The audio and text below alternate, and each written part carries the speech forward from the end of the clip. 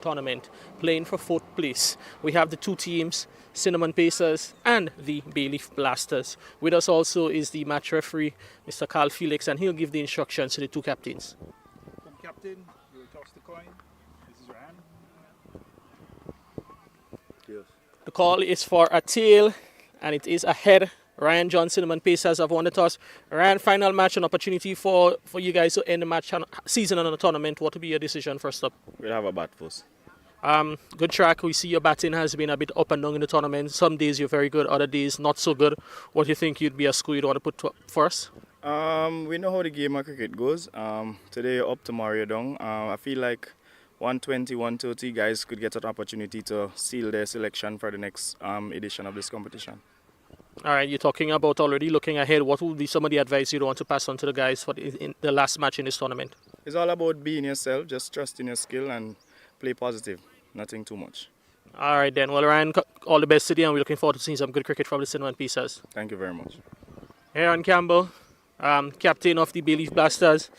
A difficult start for you guys in the tournament. Came good, but came good a little bit too late. Now you're playing for one of the consolation prizes, but being asked to bowl for us today. What would be your thoughts? What are your thoughts? Our plan will be going out there. We are asked to bowl. We are going out there and we are going to put the ball in the right areas and try and restrict them under 100. Once that is achieved, we have the batting power to achieve that. Talking about your batting in the middle order, those guys have been really coming good in the latter part. The likes of Mike and Narayan has been quite special for you there in the middle. What would be your ask for the batsmen in chasing whatever total is set? Whatever total is set, the power play is very important. Yeah, we have a strong middle, but as I stated earlier, the power play is very important. So we are going out there and back ourselves and achieve whatever score is being put on the board. Captaining for the first time in the tournament, had to miss a few matches. You're back now. What are your overall thoughts of your team performances?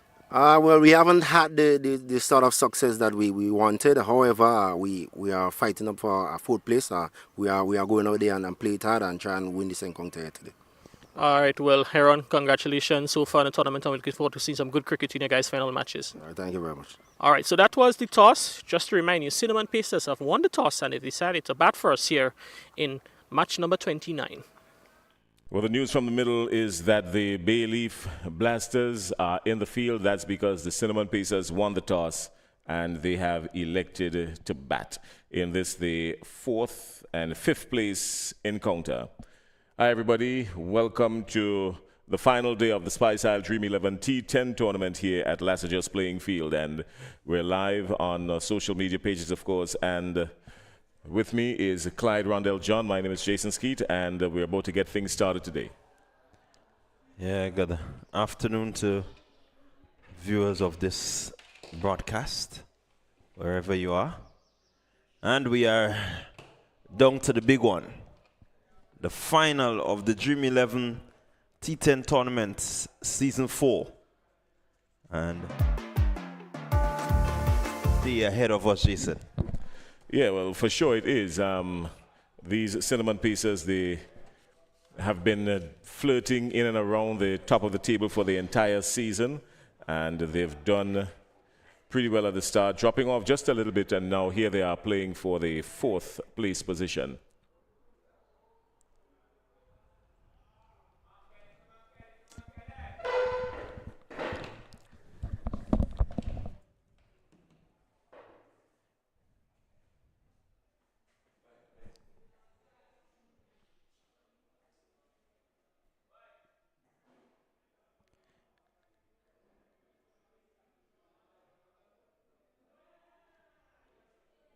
So it's finals day and the fourth place playoff. The Cinnamon Pacers versus the Bayleaf Blasters. Bayleaf Blasters that had a really good showing in the last encounter, and hence they're here in the fourth place playoff.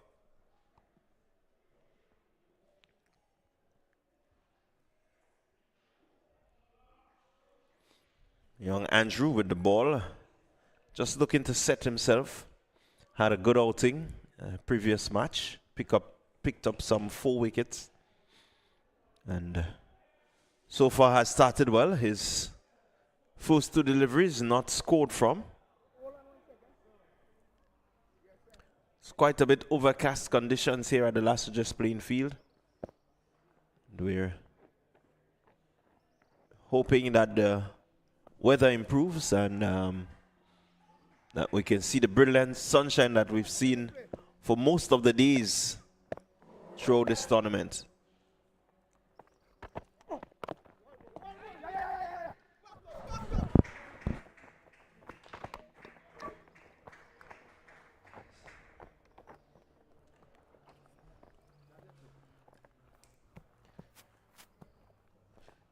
So with the conditions outside, the fast bowlers, they may just get a little bit more assistance in terms of moving the ball around a bit. So it will make for an interesting day of cricket.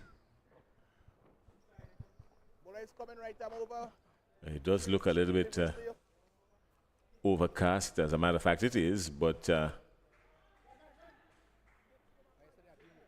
it has not stopped the start of play today. We did, in fact, have some rain earlier on, up until maybe just about an hour and a half ago. There was some rain in and around this vicinity, but that has cleared up significantly, and it has posed no threat. Good shot. That's up in the air, but it would land safely. And what turned out to be an easy 2 eventually, and the loss of the bat, but still 2, and the score now moves on to 3 without loss. Cinnamon Pacers opting to bat first under these conditions. A wise decision, you think, Clyde? Yeah, the wicket is still good for batting, and the Cinnamon Pacers, they back themselves to bowl out teams. They prefer to chase because I think they have a good bowling unit also. So they would back themselves to defend whatever they put on the board. It's a good ball. Was having Regis in a whole lot of discomfort there. He's getting some movement. Andrew.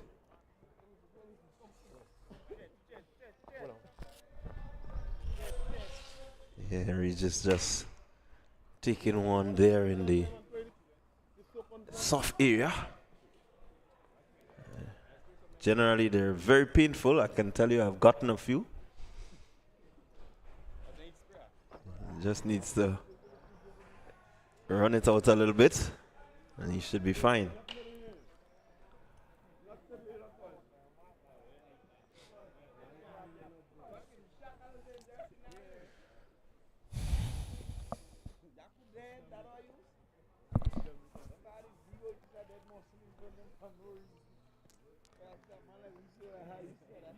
Alright guys, let's go again.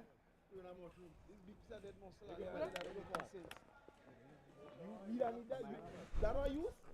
Why are they used? Joseph, you on the pitch here, Joseph?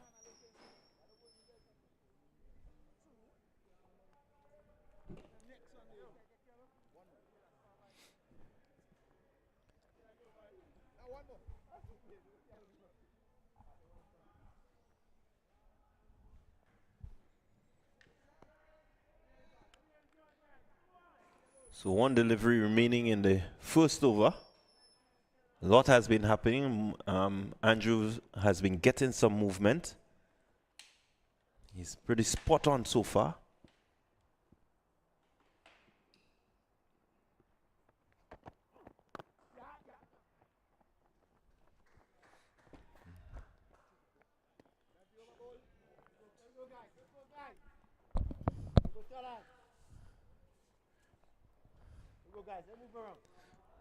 So the Pacers, they seem pretty watchful, Jason, after the first over. They've got to be, the Cinnamon Pacers, because this is a pretty good team on paper. They've been very well balanced and appreciated on paper, but they've not lived up to the full expectation out in the middle.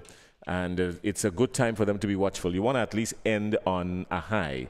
They want to at least do that. The weather conditions, of course, something that we've got to pay particular attention to. We're going to max out to 32 degrees today, and we're still under the threat of rain sometime during the course of the early afternoon. We're monitoring some heavy clouds, which is maybe just about 20-25 minutes away, so that could bring just a little drizzle, but we keep our fingers crossed and we say a few prayers in the meantime.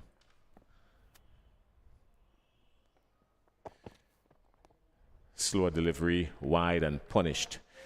These umpires, they've been zero tolerance with anything that is even marginally wide. Yeah, they've really held up when it comes to these wide deliveries. They've used their guidelines really well. At times they may have seemed just a little bit harsh, anything coming close to their guideline. Late soft hands, can't get it away. Shondell Regis.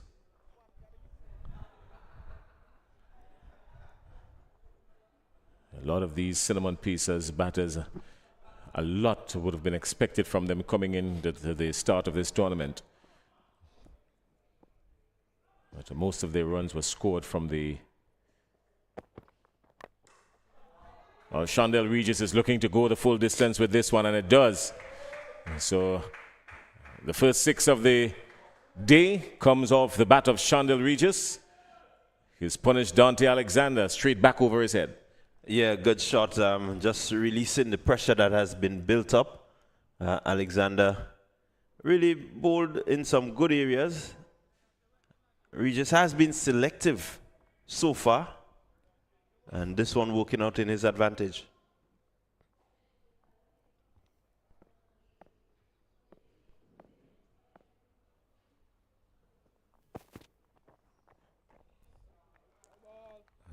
He's been beaten off his line, so to speak. And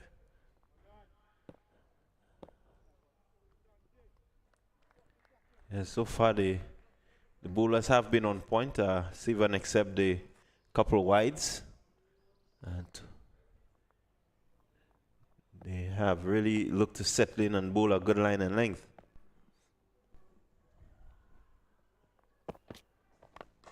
more carnage here. This one has gone even further back. And the Shondell Regis has opened up his arms early inside the second over. Yeah, again, Alexander just going up into that sweet area where all Regis needed to do was just to get the left leg down and swing through the line of the ball, because it's close enough to him that he can dispatch it for 6. So he needs to check his length here, Alexander. His length has been checked for him more than anything else.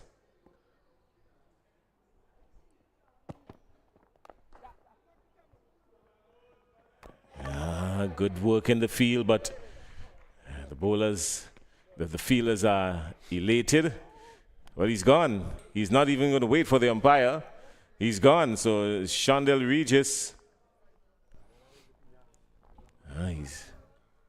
Looks like Nkosi St. Hilaire, actually. He was struggling down to the non-striker's end. And that's Regis, but running to the danger end was St. Hilaire. Yeah, I think the throw was a really good throw to hit direct. Hit the stump direct from just about side on. It means that the fielder did really well. It was an exceptional bit of fielding, surely.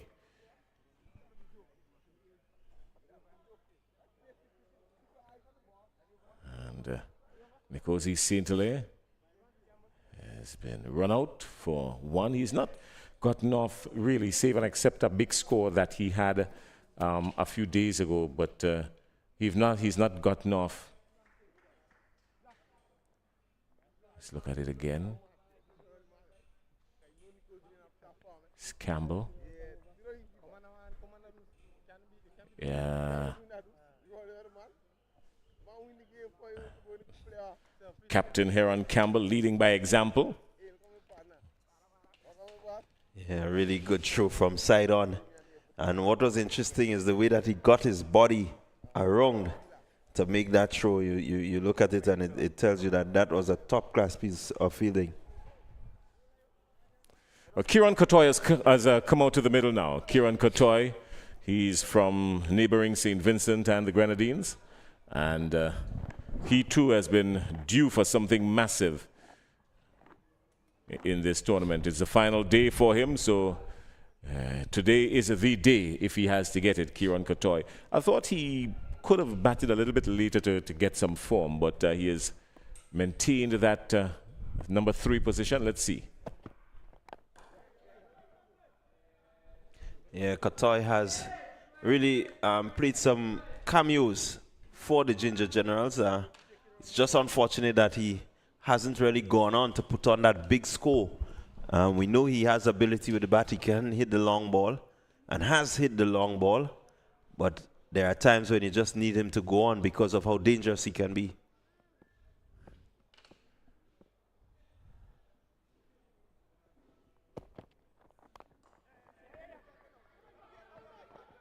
Well, they're getting a lot of easy singles inside of the circle. Mike and Orion opting to not have a shy at it, but they were always looking for one. I don't know, maybe it's because you think they thought that they were a little bit short on Orion, or maybe just short on everyone inside the circle. Well, I think looking at Regis and Kotoy during the tournament, they are pretty quick between the wickets, and so they back themselves to get to the other end. Well, at the end of 2, the Cinnamon Pacers are 20 for 1. They lost the wicket of opener Nkosi Saint-Hilaire. He was run out by Heron Campbell for 1. And they've got some work to do. This partnership now starting. They've now come together. Just 2 runs coming off of this partnership so far. So they've got a lot of work to do. In the meantime, Ryshawn Andrews will continue. Kelshawn Andrew.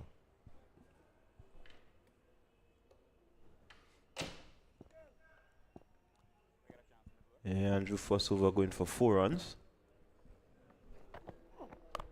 Oh, that's a massive blow. That's a brutal strike from Kotoy. Picked it up, timed it to perfection, and dispatched over mid-wicket for 6. Yeah, really, really good shot there.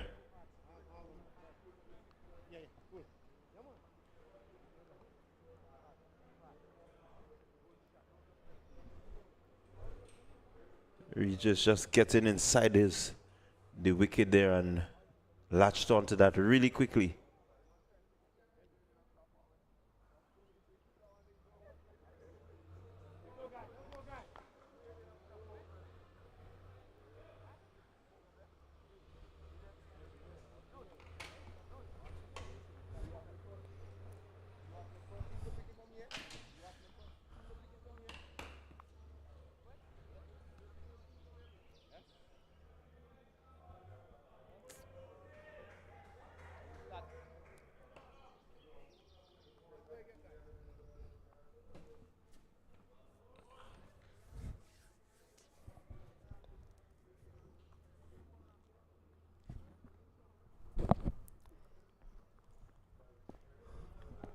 So Andrew needs to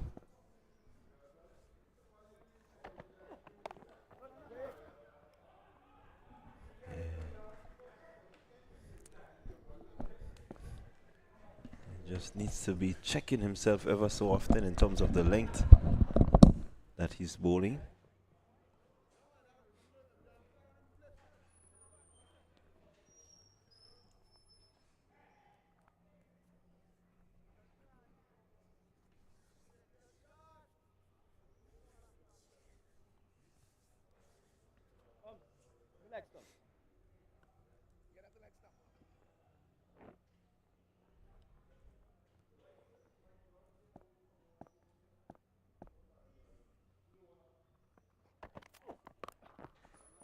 Okay, and Regis looking to pull in well, will not get to the boundary, but they're gonna cross for 2. So Andrew just continuing to shorten his length at Regis. I don't know if it's something that he knows about Regis, but so far most of his deliveries have been short and they have been dispatched.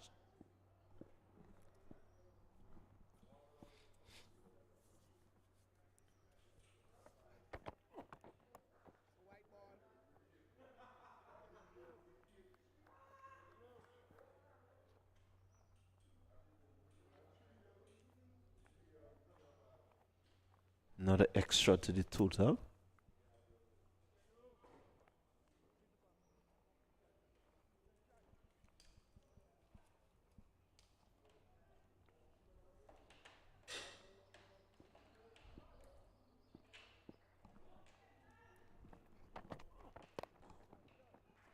Again, just dropping hands and quick single.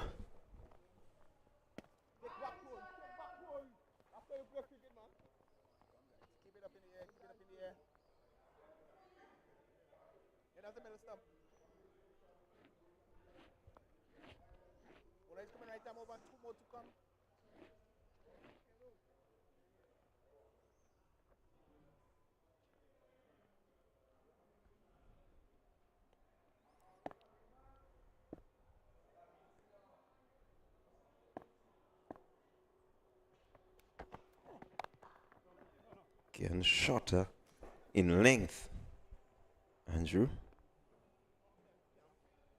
Just walking up a little bit of peace there. That one rushed on to Kotai.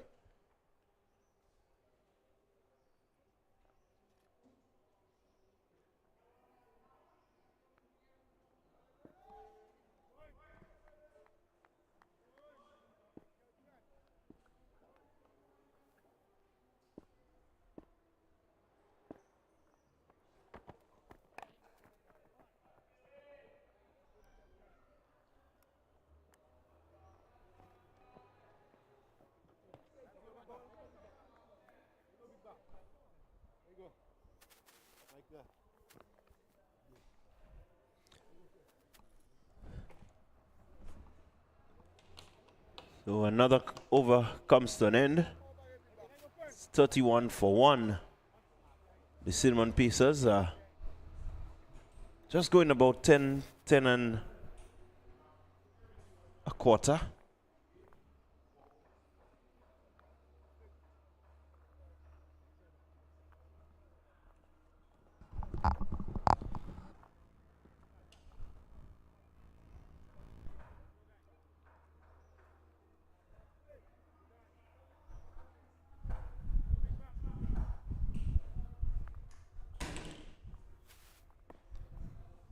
So Alexander will continue. Again, down the leg side, and they're going to go through for the extra run. Alexander coming from the main pavilion end. His first over going for some 18 runs.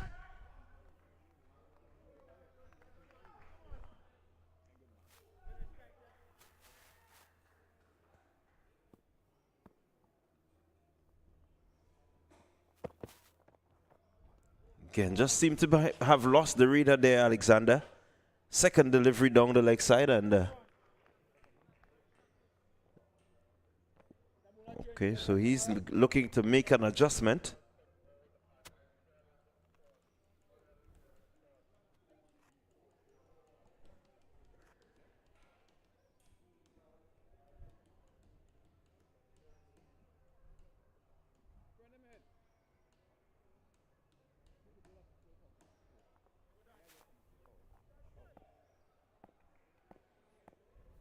Wrong the wicket now. Alexander just looking to find the gap there, guiding it past the infield. And they cross for 2.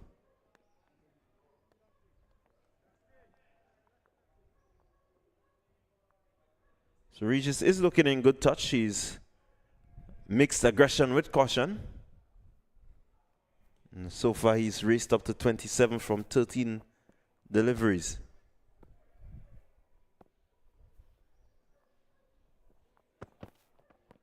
Alexander again short, and Regis finding the gap there.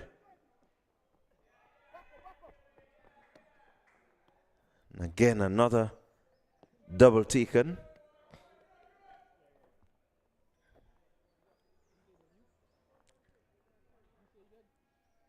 This time he got it off the glove and it just trickled away past the man there at short fine leg, and he was able to pick up 2.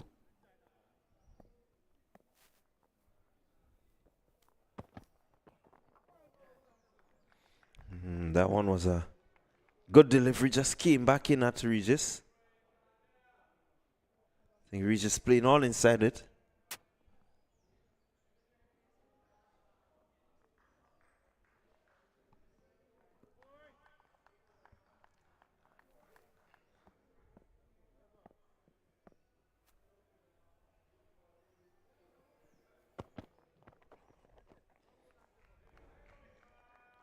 Yeah, Regis looking to lap this one. No need for the extra.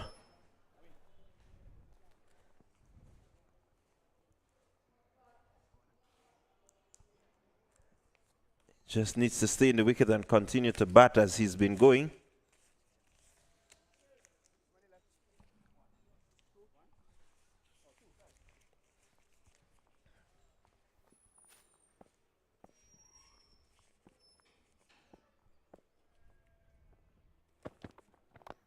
Down the track, lifting this one over the man at mid-off. It goes into the boundary. 4 more runs to Regis. A really good shot using his feet, getting close enough to the delivery, and just lifting it over the man there at the wide mid-off position. And he picks up another boundary. He races on to 33. And the score 42 for 1. We're in over number 4.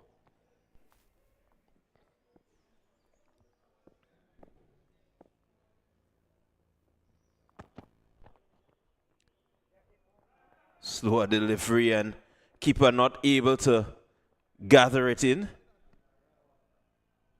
And just eluding him there. And the Cinnamon Pacers, they pick up another boundary. So at the end of the power play, the Cinnamon Pacers, they are 46 for 1. Looking really maybe to cement that 4th spot. They're off to a pretty decent start. They will want to make sure that they capitalize on this start and try to post something in the region of 120, 130.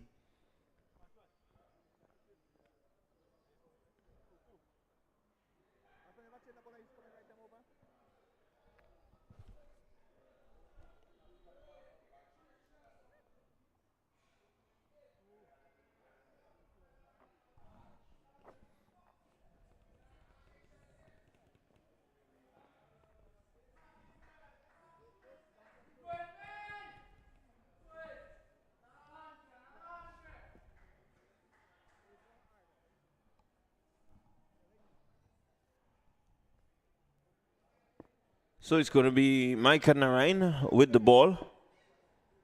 And he's going to be bowling to Kiran Katoy. Narain on the legs, and Katoy just getting inside the line of this one. Just tickling it fine past the man there at short fine leg.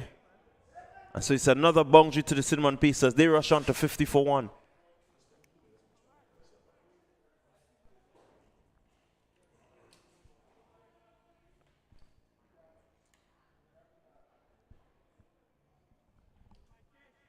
So we're into the 5th over. It's a good position.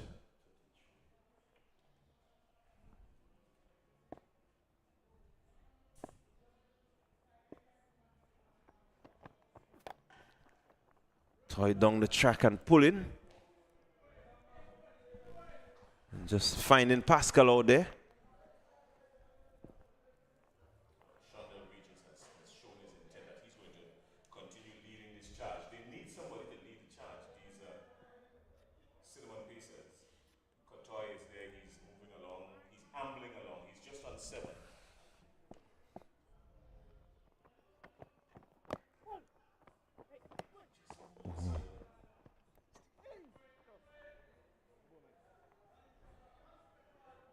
Yeah, I think Regis had his heart in his mouth there as that ball went over the stump, and just ushering it to make sure that he didn't get it landing on the stump.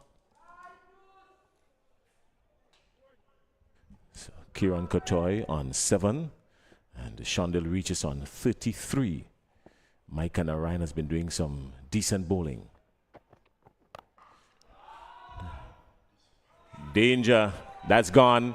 There was an anxious moment or two, but Micah Narayan has been dispatched for 6 over a wideish mid-wicket. Shondell Regis latched onto it quickly, making no mistake of the meat of the bat, and that races him to 39. Yeah, it seemed premeditated somewhat, but what worked out well for him there is that Narayan probably saw him coming and tried to pitch it short, but Regis was equal to it and getting it really quickly and very far over the boundary rope. So 11 runs coming off this over so far. Still 2 legal deliveries remaining.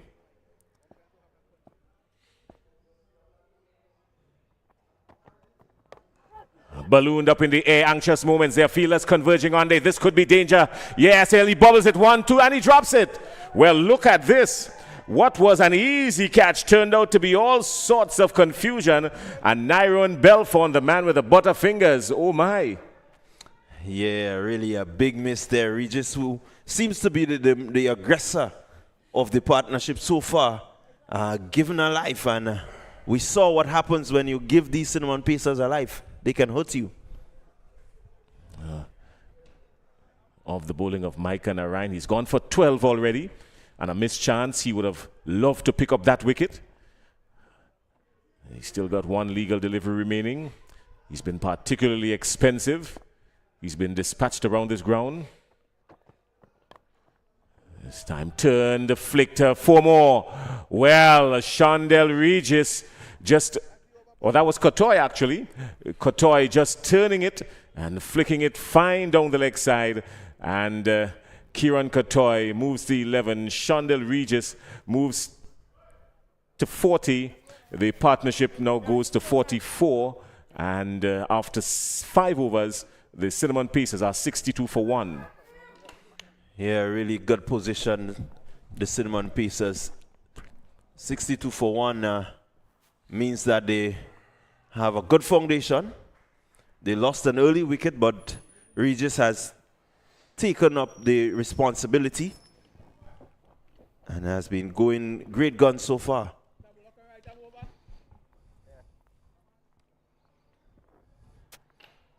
So the current run rate, they're going at just about 12 and 3/4, just a little bit under 12 and 3/4, and not bad at all. 62 runs coming off the first 5 overs.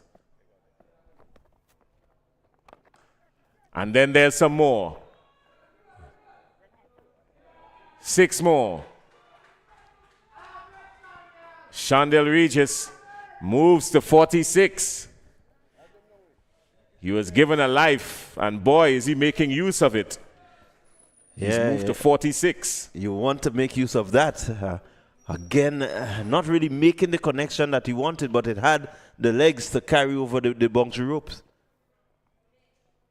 I think the fielders down there could have cooperated a bit better, and maybe they could have gotten him out there with a partnership in terms of the catching. Well, when the adrenaline is flowing, it's a different story. Shakim Charles comes again.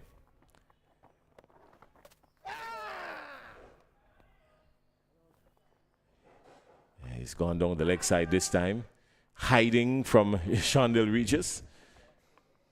Shakim Charles, Adam in the garden hiding. He's going down leg side.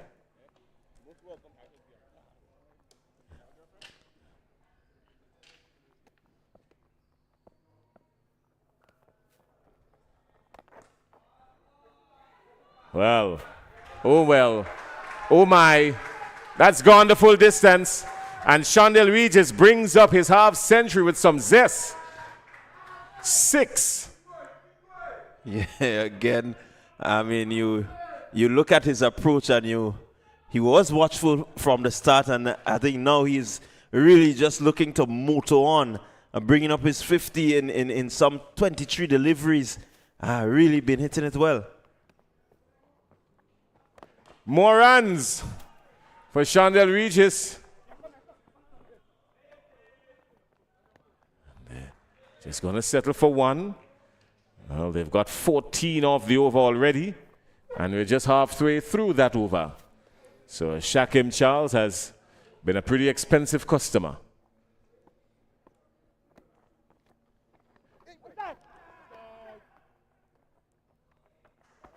More anxious moments there. Kieran Kotoy not cashing in on it. Leg buys signaled by umpire Man Warren.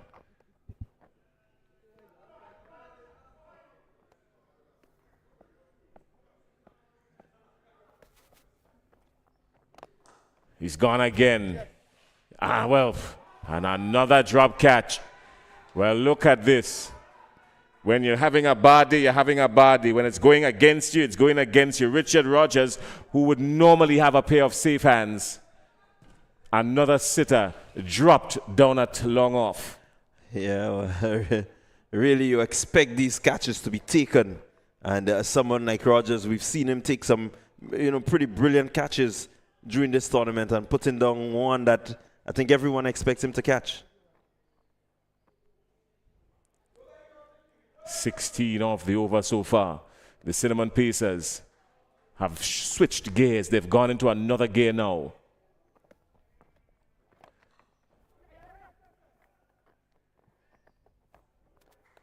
They've gone into another gear, these Cinnamon Pacers. After 6, the Cinnamon Pacers are 79 for 1. They're going at 13, just a little bit over 13 per over. Micah Narayan and Shakim Charles, the last two bowlers used by the Bayleaf Blasters, they've both gone for 16. So Heron Campbell has some thinking to do. What is he going to do here now? Is he going to come back with Narayan? It seems that way. Yeah, he has confidence in Narayan here. Narayan has really bowled well all season. And today, it's setting up to look as if he's not having such a good day, but knowing Narayan, he can come back. If he has to come back, now is the time for him to come back. A little crowd starting to gather here very early. It's Saturday, so not very many people will have to go to work. More runs here. Just one down to long on. Again, that was uppish and driven, and the fielder down there on the long on boundary just probably had to take 1 or 2 steps in, and that would have been an easy catch. But the Cinnamon Pacers, clearly, they've sucked the wind out of these Bayleaf Blasters here in this contest so far. Straight back past Narayan. Just one.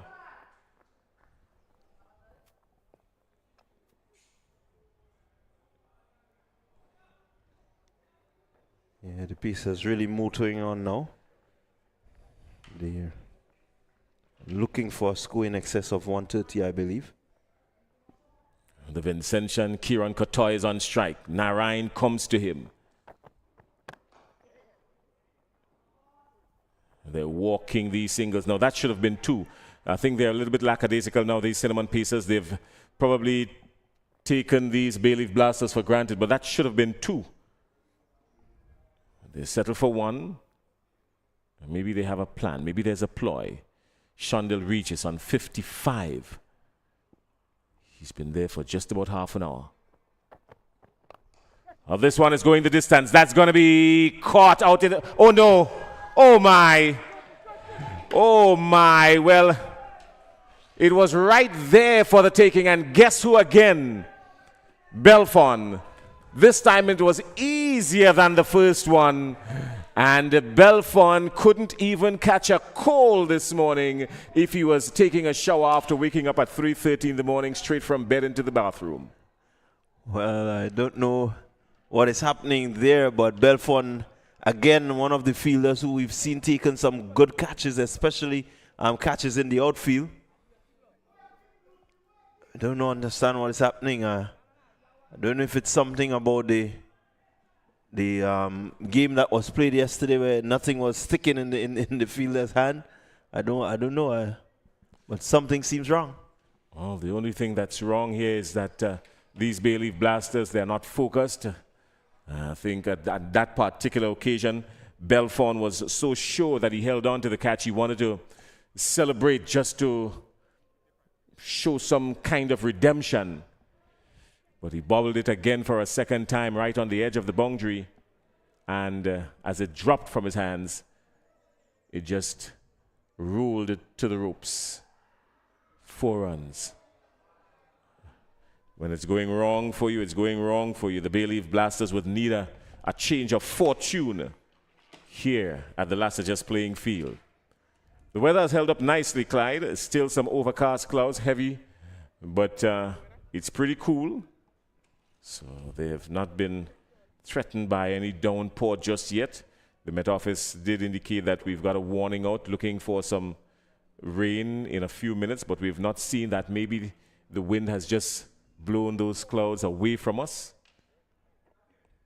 It has also blown the catches from the Bayleaf Blasters. Yeah, somehow they need some reinforcements out there. And the Bayleaf Blasters, they not catching the gifting that they have been gifted. Well, this one is good. Oh no. Oh, what? Another single.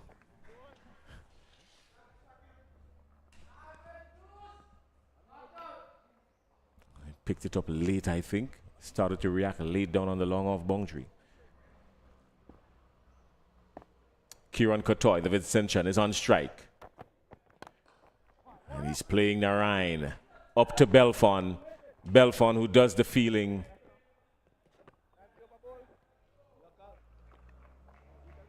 So at the end of over number 7, the Cinnamon Pacers are 88 for 1.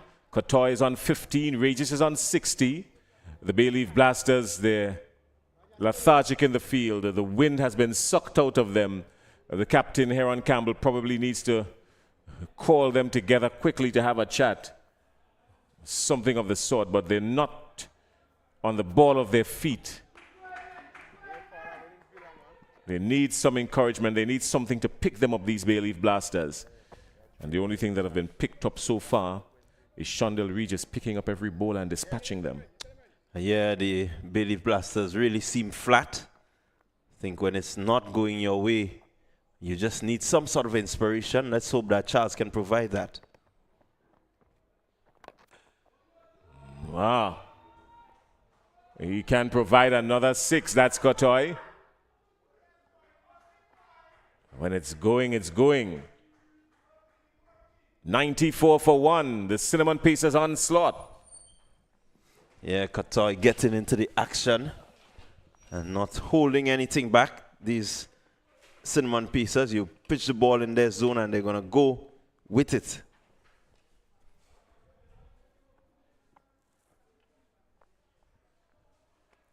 Kotoy is on strike. Shakim Charles, who went for 16 in his first over.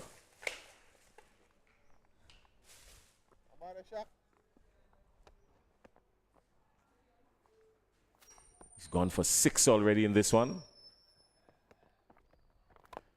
And Kotoy is going with him this time along the ground. Some anxious fielding moments out in the deep. And they get 2.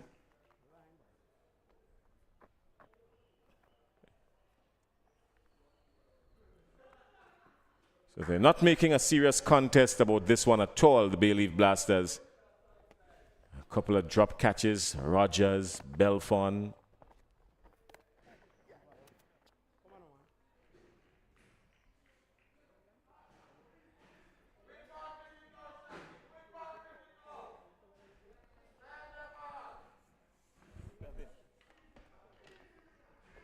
The big one coming up later on, the Clove Challengers and the Nutmeg Warriors in the final.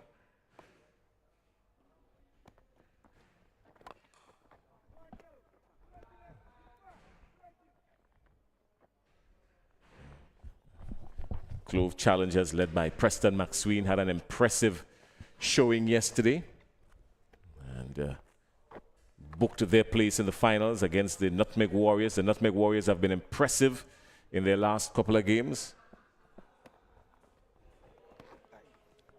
Yeah, they really look good, the Clove Challengers. Warriors sealed their spot very early, and they were just waiting to see who would come join them. Regis looking to free the arms at just about everything now. He's been stuck on 60 for a while, Regis. He's now moved to 61, but he has faced a few deliveries well while stuck on 60. So maybe they're just cramping him, maybe a little too late.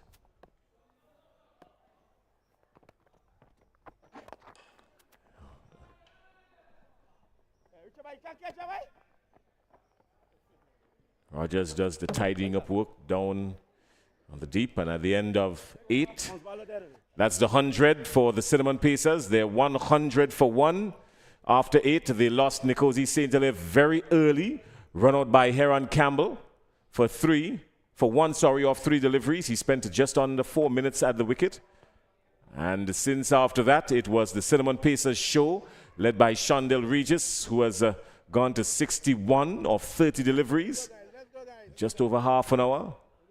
He's gone the distance 6 times. Yeah, really. Regis in good touch. You saw his approach from the beginning. He took his time, looked at what the wicket was offering, and realizing that it's more or less the same thing that he has seen in all the previous days, decided he's just going to go for broke.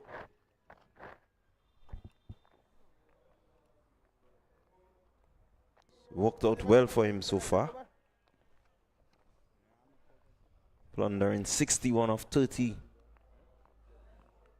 Just about 203 his strike rate.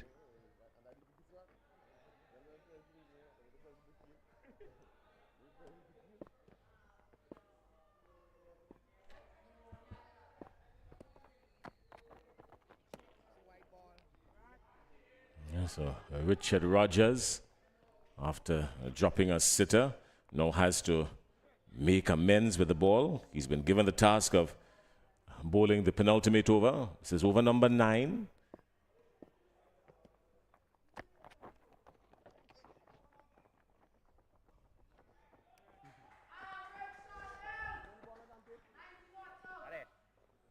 Shondell Regis is on 61. Kieran Kotoy, he's assisted him well. He's on 26. Cinnamon Pacers 102 for 1.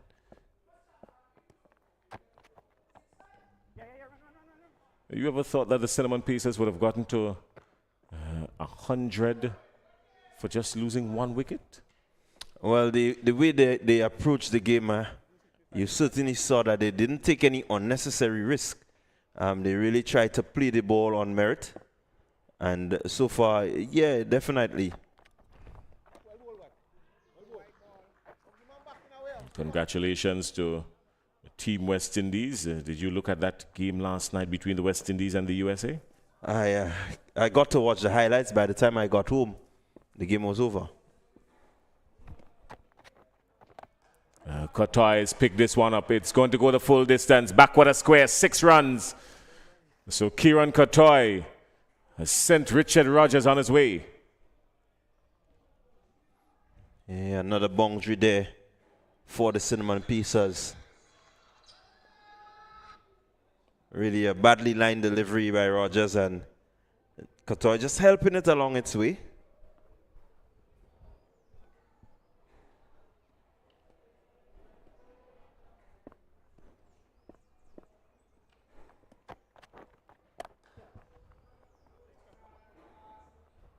Belfon is tasked with some deep field work.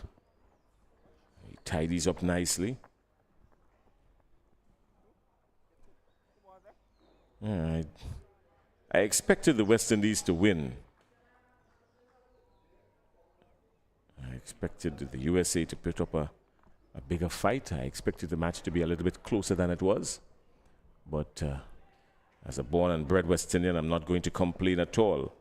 I'm very happy with that. Oh, that's big. That's huge. Belfon is settling on it again. Anxious moments for everybody.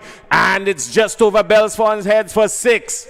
So clearly the Cinnamon Pacers have targeted Belfon. Yeah, well, when it's going bad for you, the ball seems to just be following you. And that one following him again, standing on the ropes, but couldn't reel it in. Could have gotten back a little bit more. It's quite a bit of room behind him. Courtois there with Regis.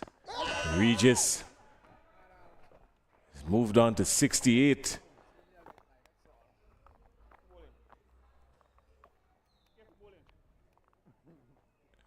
They've targeted Belfon, and at the end of 9, the Cinnamon Pacers are 118 for 1.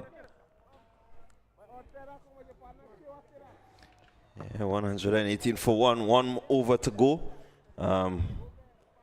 Will be interesting to see the approach of the Cinnamon Pizza batters in terms of what sort of total they're finally looking at. Do you think anywhere maybe the last over they can get about 15, 20 runs off the last over? Yeah, well, I certainly think that they're going to be looking to put the bad balls away, maybe make the good balls into a bad ball, because you have batting, you have a lot of strikers in to come, so there's no reason to hold back. Imran Joseph has the ball. He's going to have a heavy task ahead of him. Imran Joseph, number 17. Joseph has not had an awesome season. He's had some pretty good seasons in the last 3 years, but this year has not been very good for him according to his standards. Yeah, I think he really didn't settle and play the type of cricket that we know he can play. He has a stiff action, medium pace, and he's heading to set Regis on 68. Beating the field at backward point. That's 4. That's 4. Shondell Regis into the 70s. Highest individual score so far the tournament was Johan Jeremiah, 86.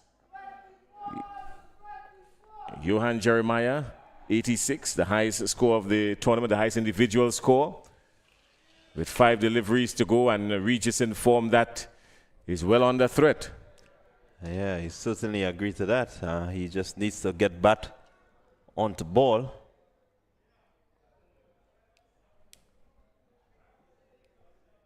Big match coming up in just a while. The big finals, the Clove Challengers and the Nutmeg Warriors. The Nutmeg Warriors have been featured in every finals of this competition since it started 4 years ago. They won the first one, and then they were in a finals clash between them and the Bayleaf Blasters. In the second edition, the Bayleaf Blasters won that. The third edition last year, the Saffron Strikers won that in the final matchup against the Nutmeg Warriors again. And here the Nutmeg Warriors again in the final, this time against the Cinnamon Pacers.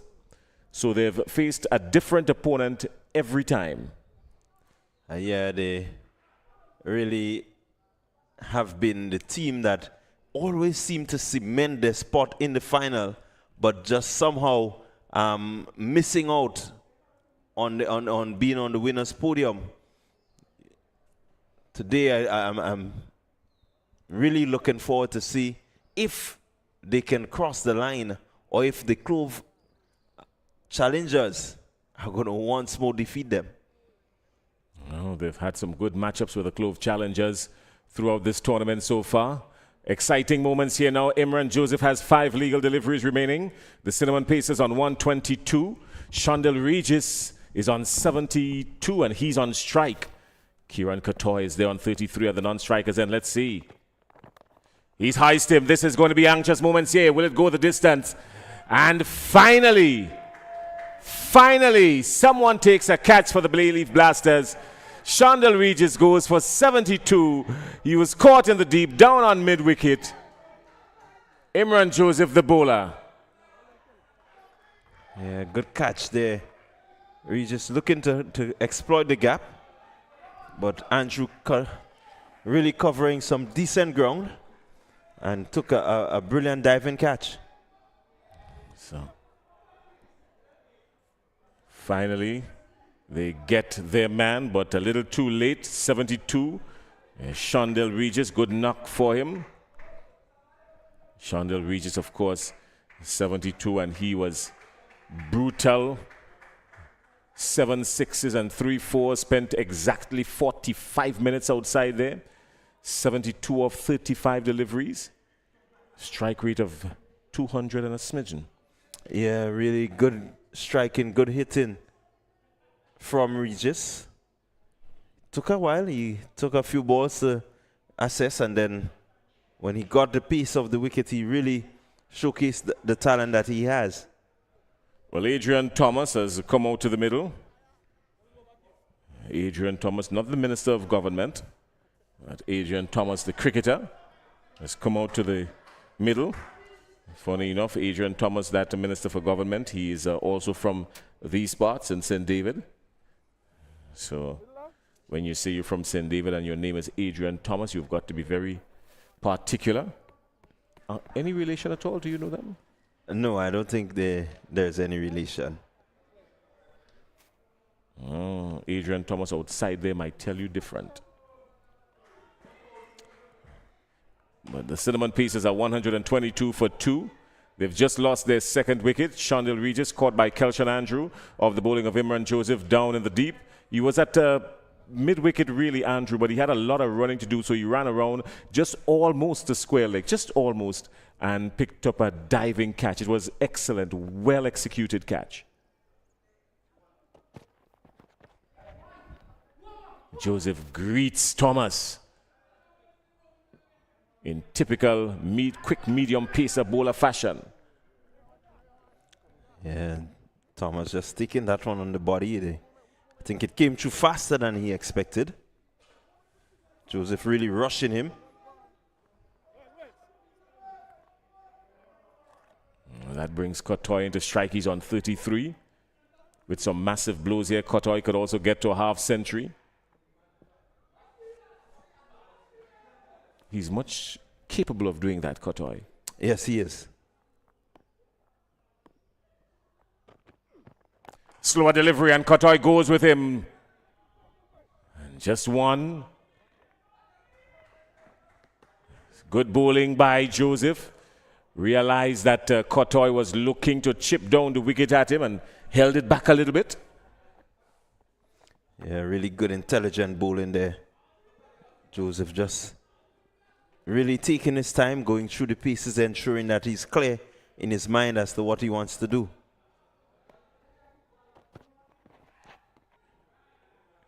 Much quicker one this time against the new batsman, Thomas. Joseph realizing that Thomas may not be as accomplished as a number 4.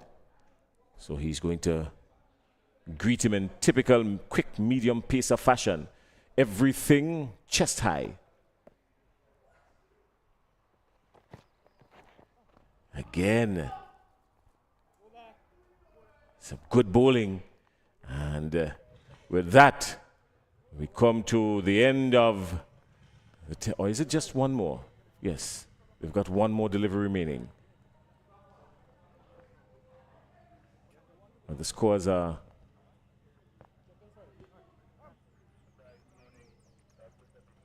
finally. All right, well, so we've gotten it right now.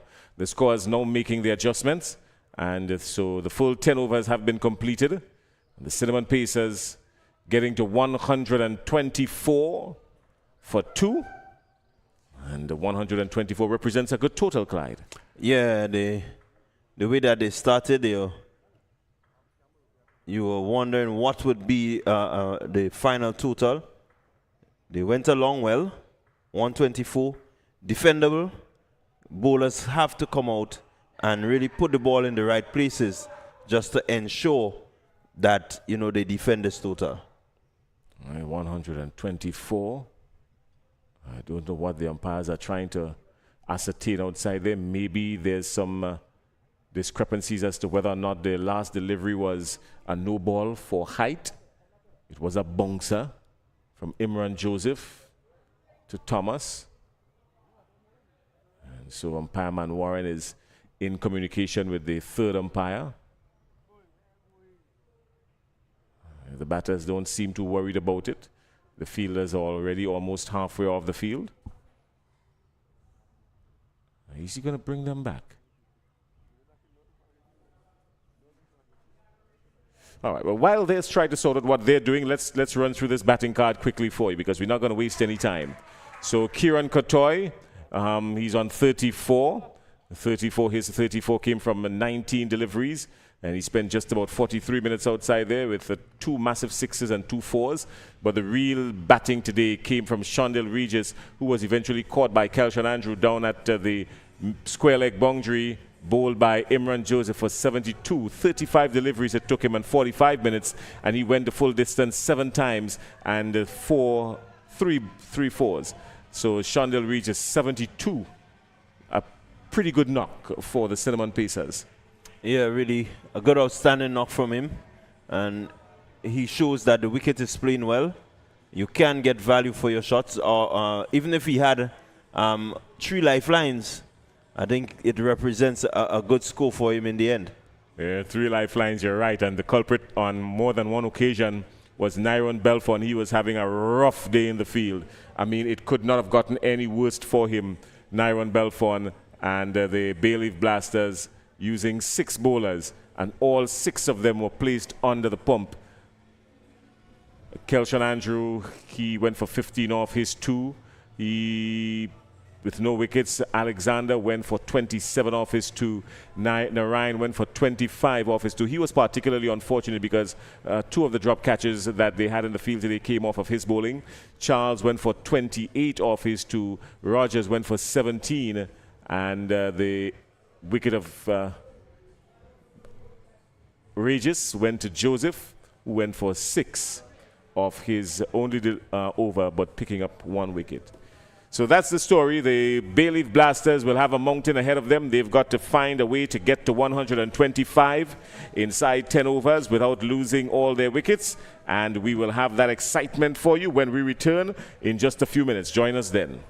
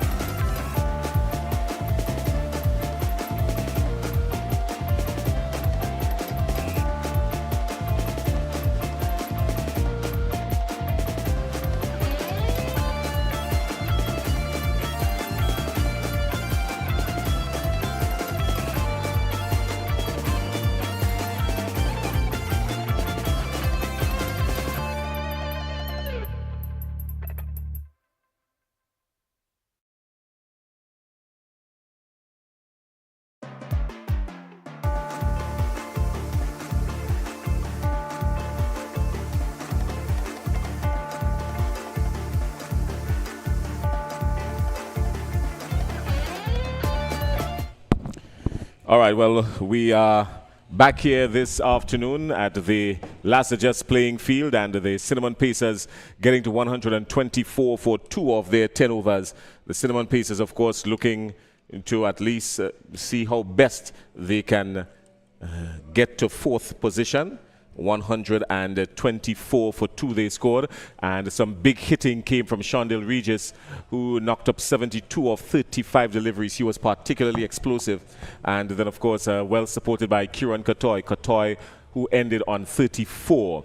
The Bayleaf Blasters, they've been under the pump, particularly in this one, dropping a few catches and looking very lethargic in the field. But the game is not over yet. They've still got a lifeline. They've still got the opportunity to make something out of this one. And they're going to try to knock up 125 in 10 overs. If they have to get it, well, it's going to be very exciting, because that means that they will have to go just about over 12 runs and over.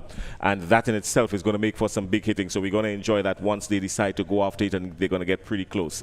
All right, well, coming up later on this afternoon, right after this innings here of the Bayleaf Blasters, we will have the finals between the Clove Challengers and the Nutmeg Warriors. The Clove Challengers using the long road to the finals, but they're here, and of course the Nutmeg Warriors, they've been featured in every final so far, so it is safe to say that the Nutmeg Warriors has been one of the more consistent teams in the tournament. But cricket is played not on paper, out in the middle. And when we get to the finals, of course, well, that's going to be a whole different story. The Clove Challengers, they have been boasting of some really good players. They've got Kellis Andrew, Calvin Blanche, who's been particularly good with the ball, Kazari Joseph. They've got Amikel Dubisset, a gentle medium pacer who's very stiff at times. It's difficult to get him off the square. Haston Jackson, the energetic Haston Jackson. Javed Hazard. Preston McSween, their captain, who has led from the front in just about every game that they've played. And with me this afternoon is the coach of the Clove Challengers. Coach, good afternoon. Good afternoon, and good afternoon to the listening public. Well, you guys are preparing for the big finals coming up later on today. What's the mood in the camp, Coach? Yeah, well, the guys are very exciting coming up from that win yesterday, you know, against Nutmeg in the qualifiers. We didn't make it across the line, but today we're hoping to come out with a more positive energy. Guys are excited from the group chat this morning. Everybody was up and excited for this day, and hopefully we could go out there and execute as we did yesterday. All right. Well, I could tell you this. I know that I've seen the chirpiness in the field in the last couple of games, and you guys have been on the ball of your feet. I mean, some serious talking taking place in the camp? Yeah, well, we always try to be positive in everything we do. You know, we always, especially when we goes out, we have targets that we set to defend, and that's the way we go about the tournament so far. And it has been successful for us, and that's how we're going to continue throughout the tournament. Well, you folks, I don't want you to give your secrets away, but I know you've got a plan for the Nutmeg Warriors. You want to share a little bit of it? Well, you know, definitely we played the Nutmeg twice. Them won one, we won one. So we have our plan of this up our sleeves. You know, we don't want to say too much because it's far from starting. So, but we have our plans. We have to execute, and we have our routine plan as well as a team. But we also have individual plans coming up for against the Nutmegs. Any player you're looking out for today that would probably do some damage with the bat of the ball? Well, we're hoping that Ned fires for us in the bat, you know. He has been prolific for us for over the last couple of years, and we're hoping that he really dig deep today and get some runs. All right, well, that's the coach of the Clove Challengers, Aaron Thompson. Aaron, thanks a lot for spending time with us here at the commentary booth, and we see you out in the middle when your time comes. Thank you. Nice being here. All right. Well, that's Aaron Thompson, the coach of the Clove Challengers, and the Clove Challengers will be facing up against the Nutmeg Warriors. We're going to be speaking with Junior Murray in just a little bit, but the chase has started. The Bayleaf Blasters looking for 125, and let's go. Dana George will open the bowling for the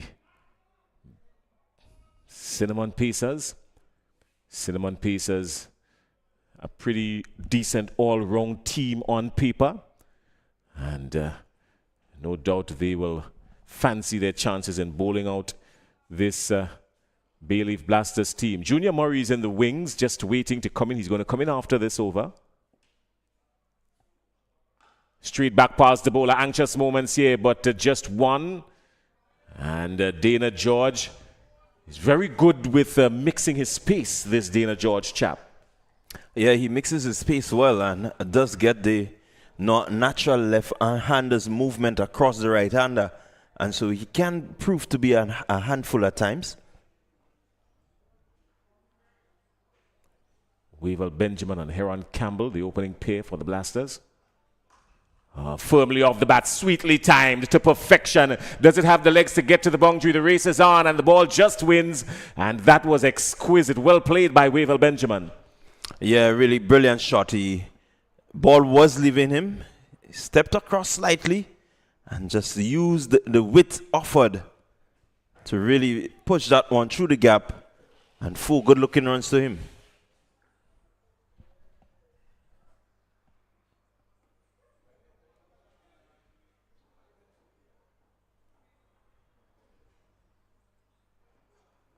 Driven back past the bowler, more runs here, just halfway stop, straight back down the ground. Another single. So Benjamin has been middling. Heron Campbell, he got off to a pretty good knock a few days ago and liked himself. He's a strong man, he can middle it, and when he hits it middle, it usually disappears in the distance.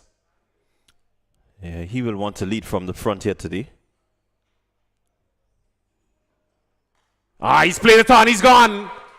He's played it on. Looking to go across the line to Dana George and a slower delivery. And Heron Campbell is walking back to the dugout. Drama early for the Bayleaf Blasters. Yeah, really a big wicket here for the Bayleaf Blasters. Campbell is the man that they will look to set a foundation, to really give them that sort of encouragement that they can do this and really get the position that they require. But he goes back, bowled by Dana George. So a big strike for the Cinnamon Pacers. They will be happy to see the back of Campbell. Yeah, well, Campbell has had a rough season, if only. He is a whole lot better than his stats would have suggested for the season. He was struck a couple of times, had to sit out a few games. And then when he came back, he was nothing but a shell of himself. And he is looking for, he did say that in a post-match interview we had a few days ago, did say that he has already put this season behind him, but more so he's looking forward to next season. He was looking to slap it maybe straight back past the bowler somewhere, but just to play it onto his stumps. Well, that is the demise of Campbell. It has brought Micah Narayan to the wicket. Micah Narayan, the more informed batsman, or maybe the most informed batsman for the Bayleaf Blasters. He's been the most consistent for them with bat and ball. He's going to be there. He's joined Wavell Benjamin, and Dana George has the final delivery of this over. Turning past the wicketkeeper. They get one. Probably contemplated a second, but that would have been suicidal. At the end of one, the Bayleaf Blasters are 6 for 1 in search of 125. They're 118 runs adrift, and they would need some big hitting. And while we speak of big hitting, Clyde, you have the big hit, the big bat, Junior Randolph Murray in the chair with you. Well, let me say a pleasant good afternoon to, well, Junior Randolph Murray, MBE. We cannot leave out the MBE at all. Junior, it's good to have you with us. Looking forward to that big game today, the finals. You have featured in every final of the Dream 11 Spice T10 so far. How does it feel to be here once more? First of all, I must say good afternoon to you, Randall, for having me here on this small interview here. I think it's a really good feeling to be in the final again. I think we've been playing some good cricket in patches. I think we need a bit of improvement here and there. But I think with a good head on our shoulder and a good leadership by Andrew Fletcher and Roland Cato, I think we keep the guys intact. We have a very good gel going on with the team, and I think that is one of the main things the reason why we are in the finals here at the moment. All right, so it's Jaron Noel into the attack, and straight away, 4 runs coming off the bat of Micah Narayan. Narayan again proving that he's the man in form for the Bayleaf Blasters, and they would require him to stay out there as long as he can. Noel will look to dispatch him. If they're going to really defeat and roll over the Bayleaf Blasters. Narayan goes again. And 4 more. So he has really taken a liking to the length which Noel is presenting to him. And it's another boundary. So definitely Narayan not afraid to go over the top. So Junior, what is the formula? I mean, I think you need to share the formula. 4 seasons and 4 finals.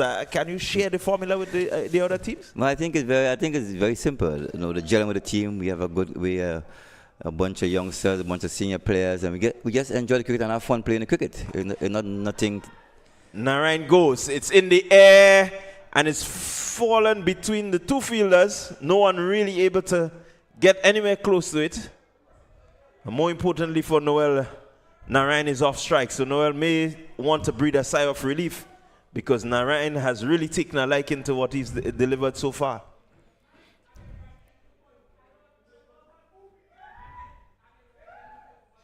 Wide down the leg side. That's going to be signal now. So Noel under a bit of pressure. Some 9 runs, 10 runs coming off 3 deliveries. It's not characteristic of him.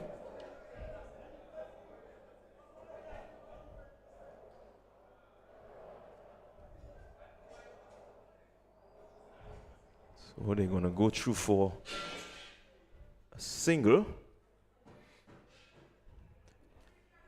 Yeah, so you're saying that the team atmosphere. Yeah, I think that's one of the main things in the team, the atmosphere of the team. I know we have, as I said before, we have fun. We have fun playing the cricket.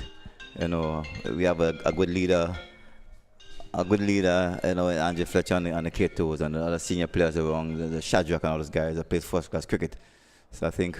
Good shot there by Narayan, just lapping this one, finding the gap rather easily, beating the man there at short third, and he's picked up another boundary. So Narayan really is in a rich vein of form, and I guess he's just looking to ensure that the Bayleaf Blasters overhaul this total of 125.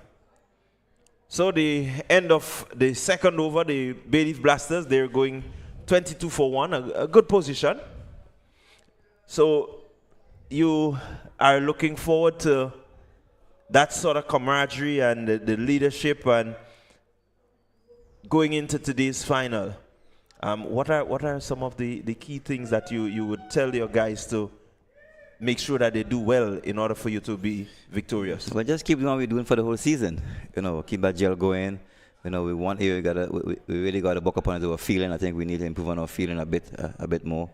But I think the guys are ready for the finals. I think we've been in the final for the last 4 years. You know, we won it on the first time, but we think we need back that trophy again. So I think we are hungry. We really need that trophy again, and hope that we can do it with one good thing about our team, at least we have some youngsters in the team this year. We have a Jumal Francis, Enoch Lewis. I think these are youngsters that really came up. We really did very well this season. I think I'm very, very proud of the youngsters, and I think they've learned a lot. You know, I think I'm looking forward to see them in this final. Narayan goes hard, and this time he gets it into the gap. So Narayan really not holding back. George pitching short and was dispatched with some level of disdain. And certainly the Bayleaf Blasters, they are really looking to be in the hunt. Micah Narayan has raised his hand, and he's in the mood to win a game here for them today.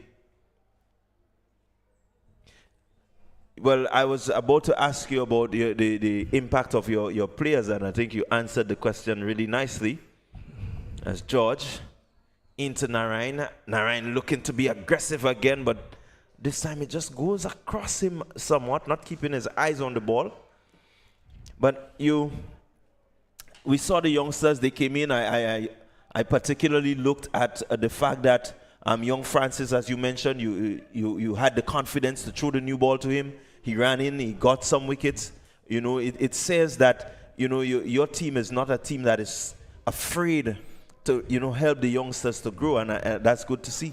Yeah, I think that's a very good gesture by our leader. the Fletcher and the Narayan Cato. goes another shot. Wow, Micah Narayan is really turning it on here today. I don't know what he had for breakfast, but something is just working for him. They look lethargic in the field, but with the bat, they're looking dangerous, the Bayleaf Blasters. Yeah, I think the youngsters really came in, and I think the captain really believed in the youngsters, and he really delivered. Oh my goodness, just look at that. But look at that shot. Narayan is on the charge. We're going to have a replay of that shot. It was just a beautiful cricket shot. He leant down. He got down onto it. Just look at that. Knee touching the ground, bat going through. Brilliant from Micah Narayan. That's good cricket. Junior, you would love to be out there and doing it like that. When I'm looking at it, I think for this whole season, I think Narayan is the one that really raised his hand, really showed up, and he's a season campaign, and I think he's doing a fantastic job for the Bayleaf Blasters. Narayan goes again, this time lifting. Will it find the gap? Yes, it does. So another boundary to Micah Narayan. He is not wasting time. The score rushes on to 41 for 1. Same team. So, Junior, I know you have your business to handle, so let me just wrap up with you. But in terms of your plan for the day, who is it that who is the person that you are looking to raise their hand to begin I'm a big score? I'm looking forward to everyone to have a good game today, but I think I'm looking forward to my senior players to really show up today. The Andre Fletcher, the Roland Cato, the Shajak. These are the season campaigners. These are the first-class players. These are the West Indies players. These are the CPL players. So I'm looking forward to the guys to raise their hands. And if they don't, I think the way our team is gelling, I think the others have to raise their hands also. Because at the end of the day, we need to get that victory. We really need that trophy today. Well, it's 4 times in a row, and so I don't know. I'm not a betting man. I'm not going to bet on you. I'm going to say good luck to you, and good luck to the Nutmeg Warriors as you vie for your second T10 trophy. Yeah, well, what I must say, we're not going to take Clove Challenger very lightly. I think they're playing some good cricket at the moment. They're the only team with only local players, and they are really showing up very well. And it's really good to see the youngsters in the team raising their hands. Devon Joseph, West Indies under 19 player. We expect those guys to show up, and it's really nice to see them really come in there and really give a good account of themselves with the leader of Preston McSween, who's a season campaigner. Well, it's Walcott bowling to Narayan. Good delivery, keeping Narayan quiet. Narayan really in a good vein of form. So, Junior, thank you very much. It's good having you, and good luck to you today and the Nutmeg Warriors. Let's see where it goes. Yeah, thank you for having me, and I hope that I can raise a trophy like later, and we can have a drink after the game. Thank you. Looking forward to it. Walcott, Narayan goes straight back past the bowler, and 4 more runs to Micah Narayan. He rushes on to 35 of 13 deliveries.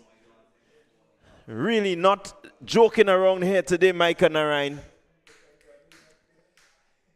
Micah Narayan not really in the mode for playing. He means business.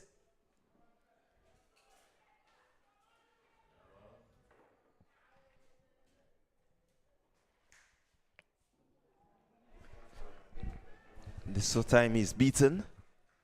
Walcott just going past the edge there. Micah Narayan has been taking a liking so far. The Bayleaf Blasters are 46 for 1 inside 4 overs, still good rate. Narayan on the charge again. This is more carnage. Or is it? Yeah, 6 more. Micah Narayan has let loose the dog here today. Yeah, Narayan just, it's really good to see. He's looking to dispatch anything in the slot. And so far, the bowlers have been guilty of putting it in the slot. And he has just dispatched it. Really, it seems a different batting wicket out there with the way Micah Narayan is going.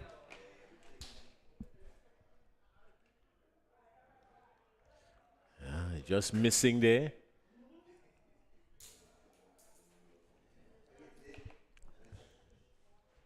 .41 from 16, Narayan. You look at his score and he has faced 6 dot balls, Jason, but you wouldn't believe it, the way he has been striking this ball. He's been brutal. He has raced to 41 already. He came in after the fall of the Heron Campbell wicket. And since then, it's been the Micah Narayan show. He's been punishing everyone without any reservation whatsoever. So after the end of the power play, the Bayleaf Blasters are 52 for 1. The Cinnamon Pacers were 44 after the first 4 overs. So the Bayleaf Blasters well on course.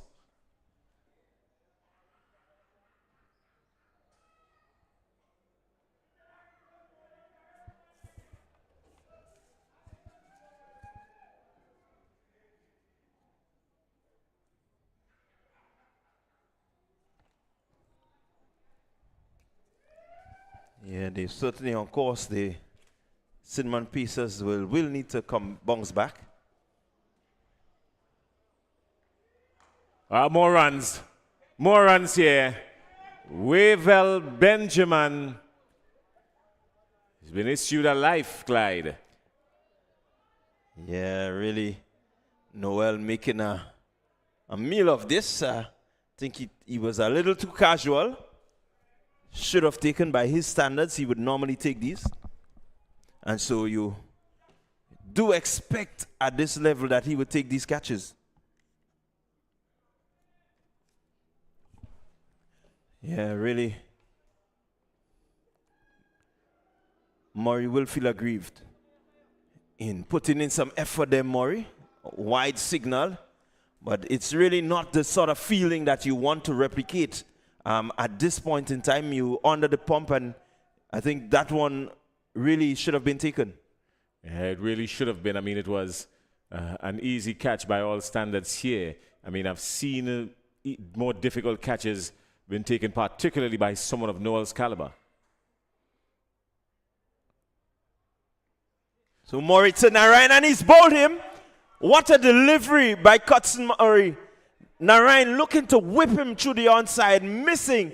And that natural left-hand movement that he gets, he just rumples the stumps of Micah Narayan. Yeah, well, he pitched on leg, and it just kept moving right around. And the late movement from it, because pitched right up, really.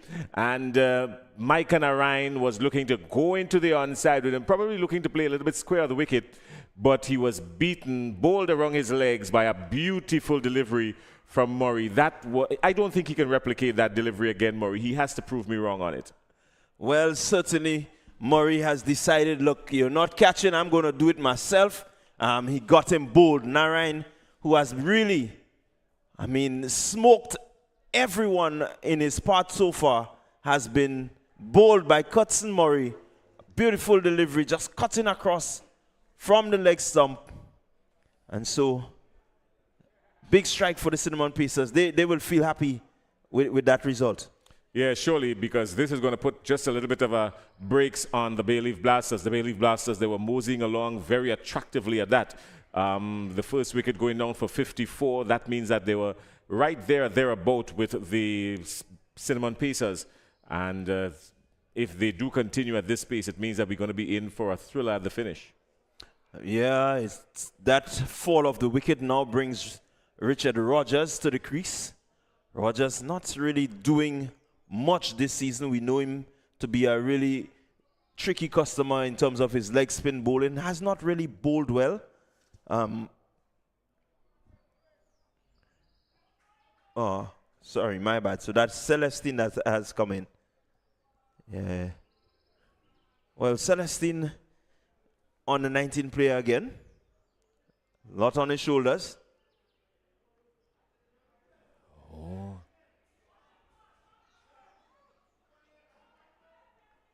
Keeper just missing that one. They go through far by. Yeah, Celestine has not really been featured much. The couple of games that he got, the pressure was on him, and he really couldn't respond in the manner that I think the Blasters needed him to. But he's a pretty good player. He's got a lot on his shoulders here, this young man.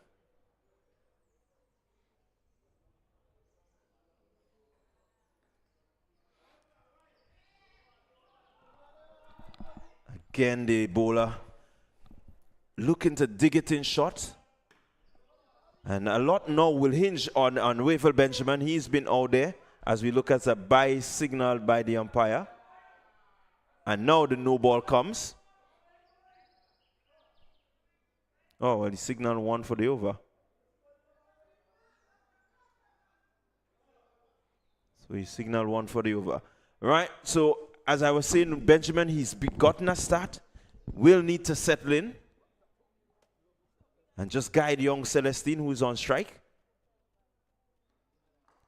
Again, Murray just working up some pace there. Celestine beaten by the pace. The ball, I think, rushed him a bit. And so far, Murray has been looking good, getting some nice lift off the wicket. The ball got very big on Celestine. Celestine, a young man, he's got a mountain ahead of him here. He's got to step up here with these big boys and show that he deserves to be in this. It's going to be good for him. Murray again. In this time, getting the outside edge, just falling short of the keeper there. He was about to celebrate. It would have been a big breakthrough for him because I can tell you these two, they play a lot of cricket together. And so he will want to see the back of Celestine. He would not want Celestine to really cart him around the field. So the end of the 5th over, the Cinnamon Pacers, they have broken the partnership that was threatening between Benjamin and Narayan in this over. And from here on in, I think they would be looking and should be looking to silence the Bayleaf Blasters for under that 124 needed. Narun Singh, again, someone who has not featured. So we see, Jason, a lot of the players being given a little opportunity to showcase what they are capable of. Not seen Singh much in the tournament. Maybe one over, I think I can recall him bowling. Shot delivery and Benjamin rocking back. Will only get one.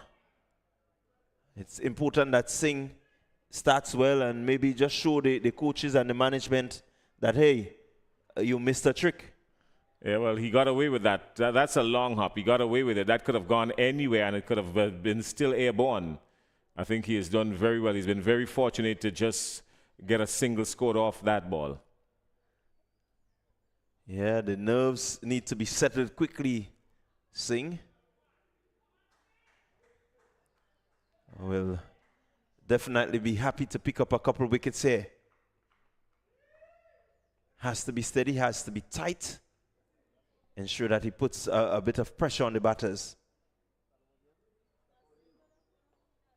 Celestine rocking back. Again, Singh getting away with a short one. I think his length so far has been quite short. Your advice would be to bring it up and hope to get some turn? Well, my advice would be hope and pray while you're bowling, because if you're going to continue bowling at this length, it's just a matter of time. Now it's a spoon in the air. Regis taking, that's Katoy, taking a simple catch, and Wavell Benjamin, who we were just saying needs to be there, a big wicket for the Cinnamon Pacers. He's gone. Well, there's an old parlance that says sweet food kills dogs. And that is exactly what would have happened here. He has bowled 3 long hops in this over. And just when the batsman's eyes started to light up, seeing all this glorious runs ready to be scored, Wavell Benjamin perishes because he was probably trying to go too far with it. But good luck for Singh. Tough luck for Benjamin. And the Bayleaf Blasters, 58 for 3 suddenly. Well, that brings the hard-hitting Imran Joseph to the crease. And with Imran, this season has not been really the season that speaks to his ability. One hopes that he can come out here and play sensibly. But I dare say Singh may have other thoughts. Well, if Singh is going to continue bowling these long hops, I don't think he's going to get away with it from with Joseph. I don't think Joseph is going to allow him to get away with it. Maybe this is what Joseph needs at the last match of the tournament to really put up something big. But I'll be surprised if he gets away with it against Joseph. But he might think it has worked for him, so I don't know. Well, something big he has to bring because the run rate required is 14.89. And does take some getting. A delivery that Joseph just gets off the mark with. So Singh making the correction, not really looking to give the batsman that sort of room. And one hopes that he can close off this over well. It would be good for the Cinnamon Pacers if he can do that. Well, it's the first really threatening delivery he has bowled in his over so far. I mean, everything else was there sitting, waiting to be given a plane ticket more than anything else. This is the first one that has really kept the batsman grounded. So the Cinnamon Pacers, again, they've played good cricket throughout the season, but failed to really get the type of results, especially when it was needed. And so they will want to close off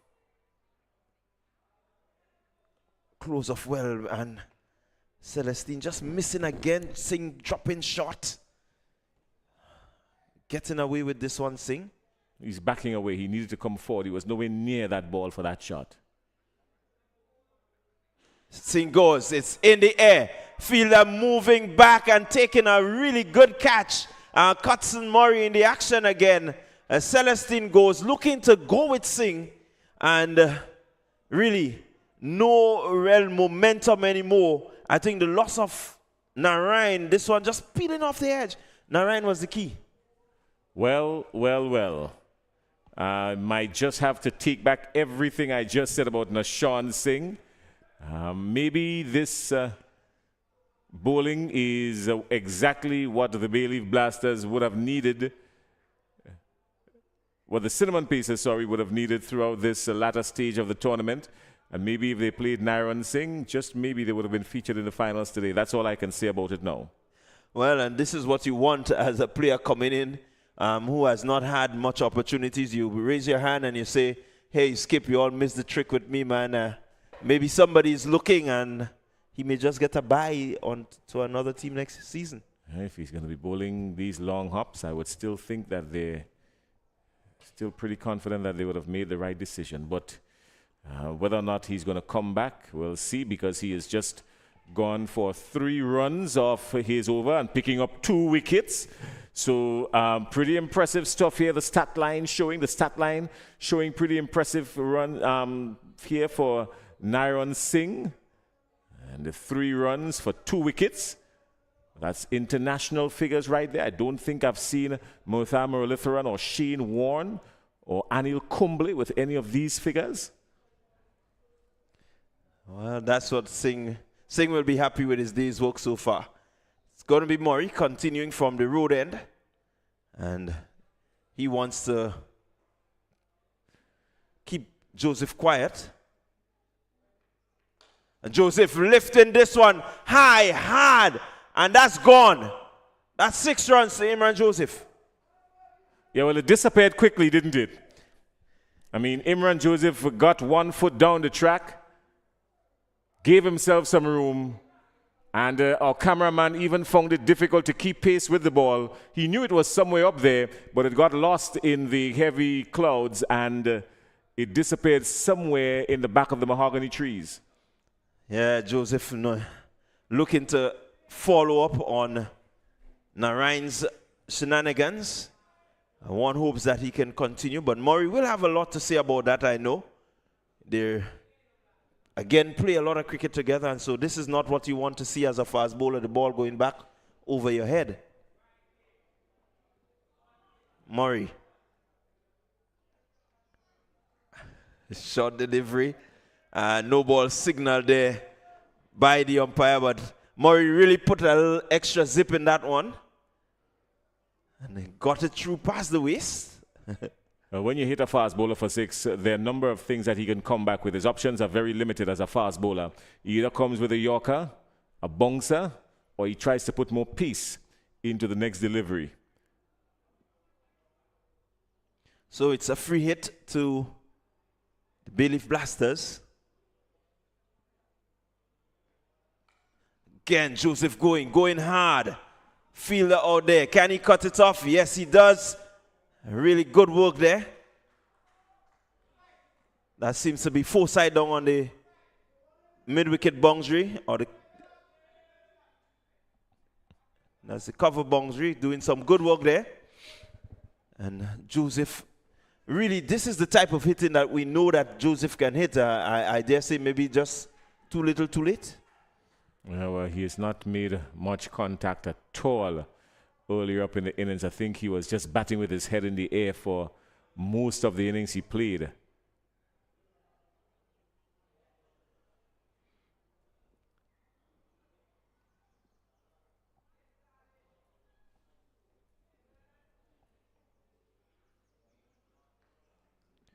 Again, Murray tucking up Joseph. Joseph not being able to really play off the hip as he would want. But that's the approach that Murray has to take. If you know Joseph, you know you can't pitch that ball up for him. He's looking to hit you straight over your head. So, Murray coming back well.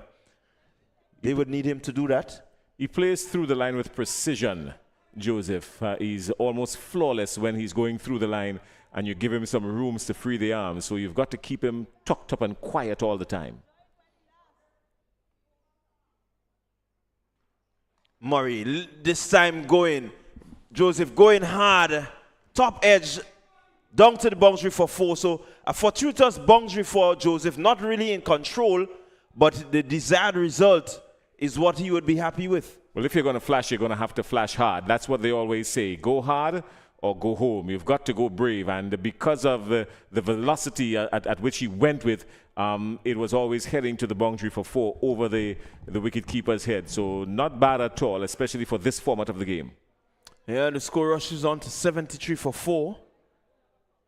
And we're in over number 7. Murray going for 16 so far of his 1.3 overs. Wants to end this over well.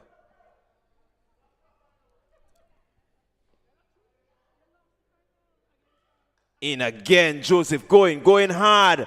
Again, the desired result. 4 more runs to him. Not in control. This time a little bit wider at third man.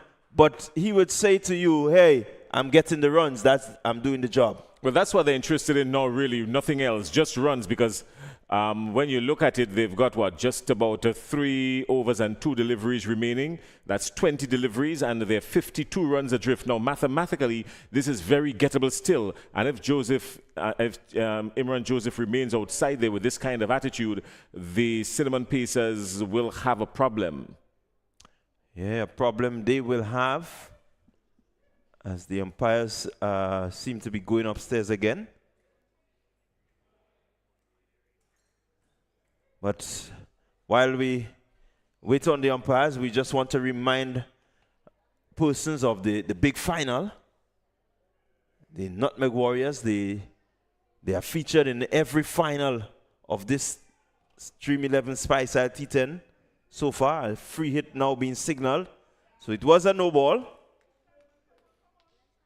And there, 5 runs coming off of it. Yeah, very interesting over there by Murray. And has been pretty tight during the season. Somehow this over not really characteristic of what he has been delivering for the Cinnamon Pacers.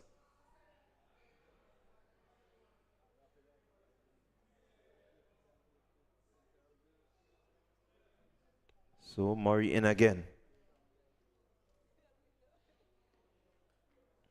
Joseph playing all around it. Not really sure where he was looking to hit that one. Well, that was the one that had to go straight back over the bowler's head. I tell you that. That was the one that had to go straight back over the bowler's head. It's just that his head was in the air, his eyes lit up when he saw it, and he took his eyes off the ball at the very last second, just when he was about to make contact with it. But that ball should have been sailing. It should have ended at last at just natural works. Yeah, Murray. Again. Into Charles, and this time just coming off the body of Charles. Charles really not having enough time to get out the way of that one. Leg by signal, but the big final, the Nutmeg Warriors versus the Clove Challengers. We see a number of Clove fans in the building so far. Jason, where are you leaning? Oh, I just would love to see some very good cricket if these two teams were to get off and have exceptional games. Then we're going to be in for a nail biter this afternoon. That much I can tell you. Joseph whipping this one. They go for one. We'll be looking for the second. And Joseph not really interested. And the over comes to an end. The Bayleaf Blasters 80 for 4, requiring another 44 from 18 deliveries. Yeah, well, he was never interested in the second run because he wanted to keep the strike, Joseph. So that was brilliant batting from him, Imran Joseph. He's seeing the ball. He has moved to 18 quickly. Those 18 coming just off 9 deliveries. So he's pretty much straight down, double up his average right there. But Shakim Charles yet to get off the mark, and he wouldn't want to leave anything much for Shakim Charles to do, especially earlier up in the over. Just 18 deliveries remaining, and they're 44 runs away. So with Imran Joseph there, this big over here is what's going to make the difference, I think, in my mind. If they do get a big over here, then they're going to release some of the pressure going into the final 2 overs. Yeah, I quite agree with you there. It's going to be Narun Singh, and he is going to continue. Both very economical in his first over. May not have been what he wants, but it's been economical. And this is the type of over that you need to settle the Bayleaf Blasters.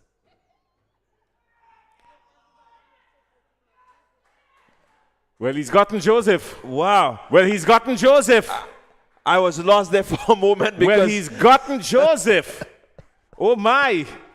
Well, this is jubilation here. 3 runs, 3 wickets. Wow, Narun Singh on point.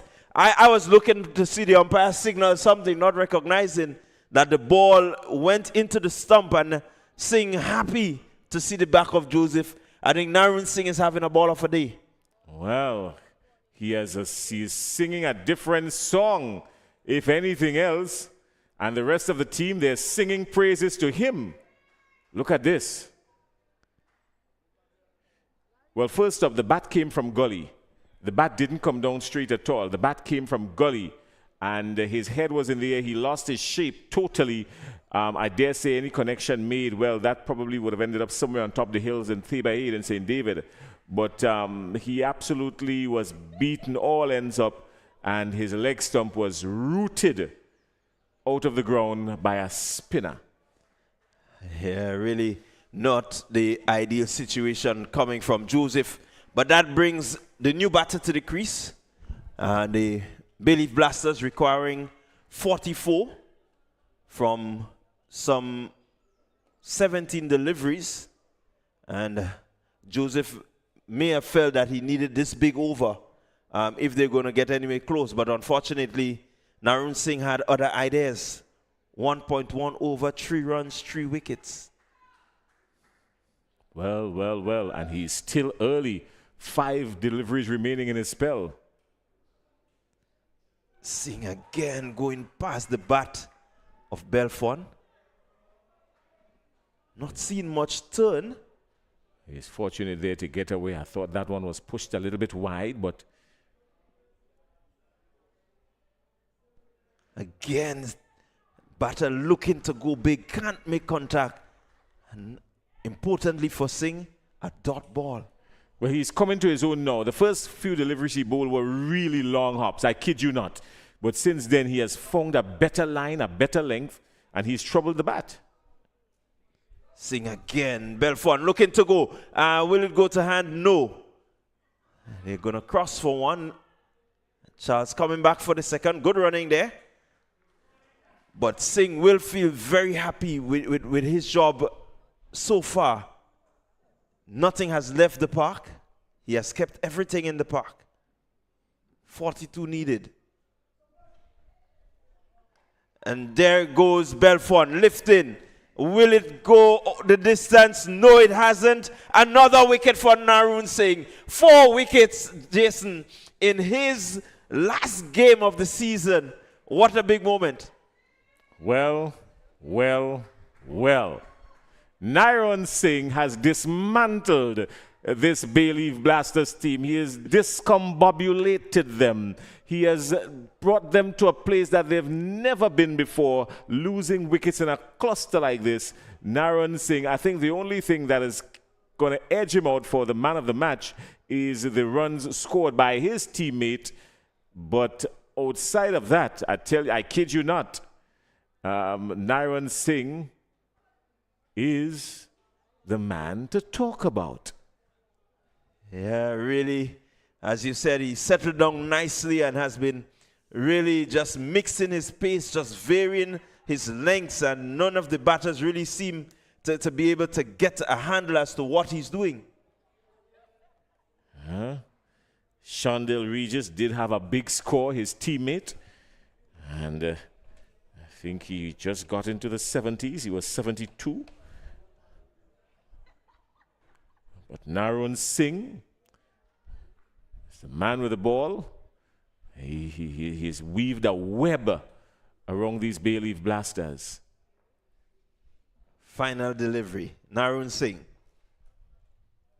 Richard Rogers playing correctly and just looking to ensure that Singh doesn't pick up a 5-4. And so what a spell. 2 overs, 6 runs. 4 wickets. Narun Singh, the spinner, the man that has spun the game on its head, and the Cinnamon Pacers, really, I think they are in the driver's seat. Well, the Cinnamon Pacers would feel a little bit disappointed in the midst of this, and I tell you why. Because I'm quite sure now some folks down in the dressing room are saying, boy, just maybe we should have given this ball to Singh earlier on in the tournament, and they would have been singing a different song. I quite agree with you there, but all of that is water under the bridge, maybe a little flooding. It's over the bridge. It's all said and done. And so they have to look to next season to see what Narun Singh can bring. He has upped his game for the next season. I could tell you that. He's going to be a quick choice for the next season. So with 8 overs gone, it's Dwayne Walcott in for his second over, and he's bowling to Rogers. Rogers, again, as we said, not really doing the business that we know he can do through the season. 41 from 11. I don't think it's possible now for them. Rogers has other ideas. This one he hits straight down the ground. The fielder can't get there. And that's 4 good-looking runs to Richard Rogers.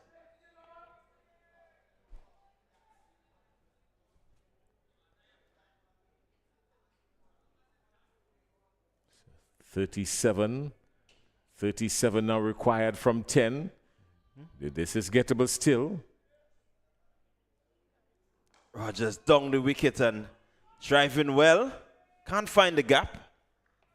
And just bringing the total to 89. The probability getting less.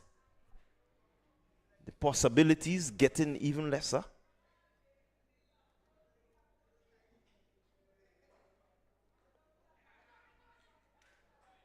Keeper again just boxing it down, not really doing the business as we expect. But the Cinnamon Pacers, they will feel that they have done enough to coming fourth in this year's Dream 11 T10 tournament. Good delivery from Walcott, cramping the batter there. And chances of them overhauling that total has reduced, just as the required rate has just increased. 25 needed per over. It's not going to be gotten by that. Another single. Well, they refused the single actually.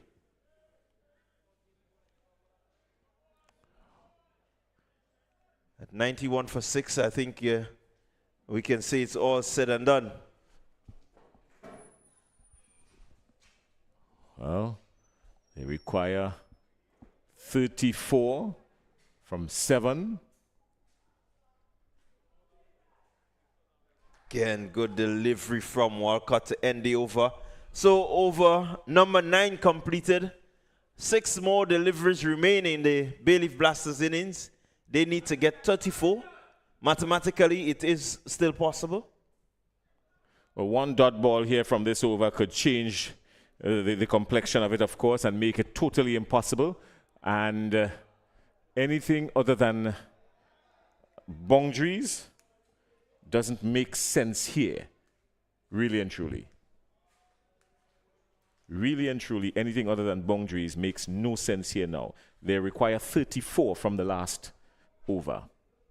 Well, again, this seems to be the day of opportunities. We've seen Singh, he has grabbed his opportunity, picking up 4 quick wickets. And I think now we're going to be seeing Adrian Thomas.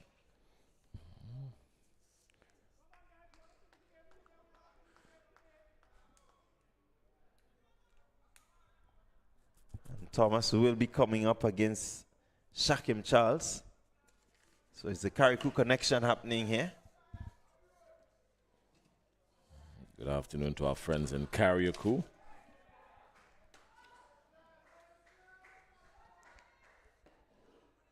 Now this will bring some excitement, I know, to the fans that are out here. One of my favorite places to relax, Carriacou. Thomas in first delivery, not being able to score up. Well, they've scored off it, but good start for Thomas. He's bowling wicket to wicket, Thomas. And that's all the captain would have instructed to him. Wicket to wicket. Don't try anything. And this one just whipped through the leg side. The fielder coming around, can't stop it. 4 good-looking runs to Rogers.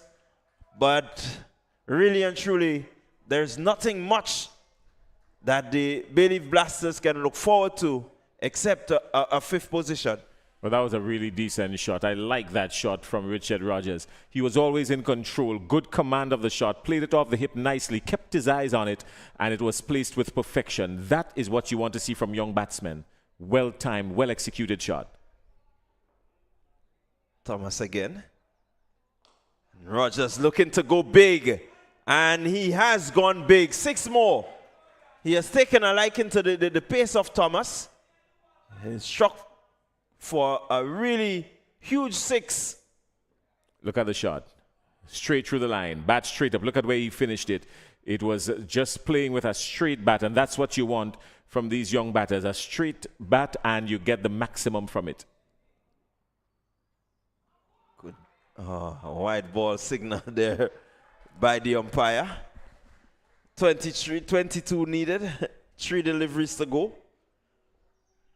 Thomas not really worried. I think everyone has confidence in him that he can complete this over with no drama. Yeah, well, 3 6 is 18. You need 24. No drama at all. It shouldn't be.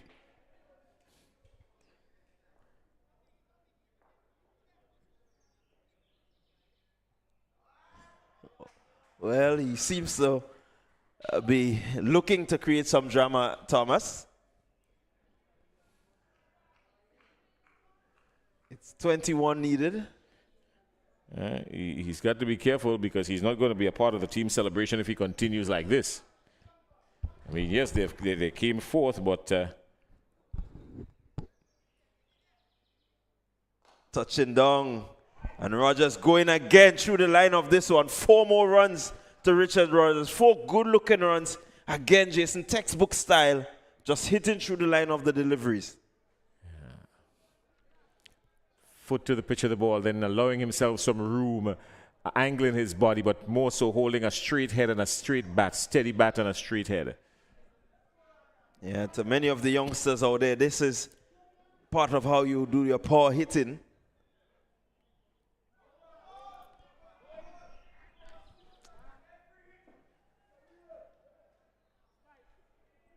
So more drama here. More drama. Free hit. Well, that's what the folks who are sitting outside there in the stands came for. They came for some excitement. This is the equation now. 16 of the last 2. And I'm quite sure if he had left that alone, it would have been called for a wide. Yeah, I quite agree with you there. And a bit of sloppiness happening.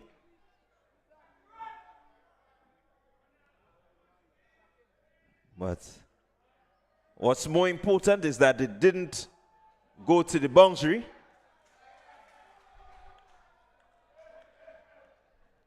One delivery remaining, 13 to get. I guess Thomas was not worried. The equation had left the Bayleaf Blasters, but more importantly, they're 112 for 6.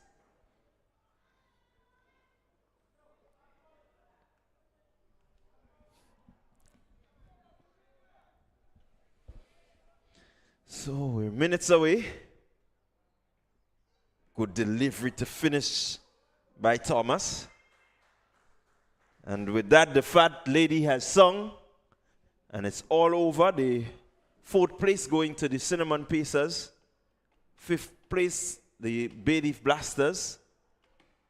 And I think the Pacers will be happy with the result. They've given opportunities and they've gotten results and they've seen what some of the bowlers have to offer.